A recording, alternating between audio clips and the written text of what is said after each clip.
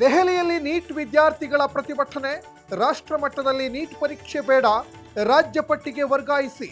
Tamil Nadu CM Joseph Vijay ಆಗ್ರಹ. ಸಂಸತ್ ಅಧಿವೇಶನದಲ್ಲಿ ನೀಟ್ ಅಕ್ರಮದ ಸದ್ದು.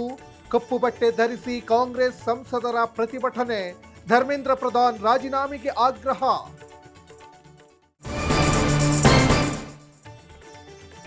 ಧರ್ಮೇಂದ್ರ ಪ್ರಧಾನ್ ರಾಜೀನಾಮೆ ಕೊಡಬೇಕು, ಮೋದಿ ವಿದ್ಯಾರ್ಥಿಗಳ ಕ್ಷಮೆಯಾಚಿಸಬೇಕು, ನಮ್ಮ ಹೋರಾಟ ನಿಲ್ಲಲ್ಲ ಎಂದ ರಾಹುಲ್ ಗಾಂಧಿ.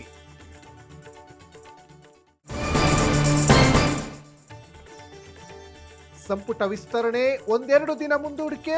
ನೀಟ್ ಪ್ರತಿಭಟನೆ ಹಿನ್ನೆಲೆ ವಿಳಂಬ. ಇಂದು ಸಿಎಂ ಡಿಕೆಶಿ ಬೆಂಗಳೂರಿಗೆ ವಾಪಸ್.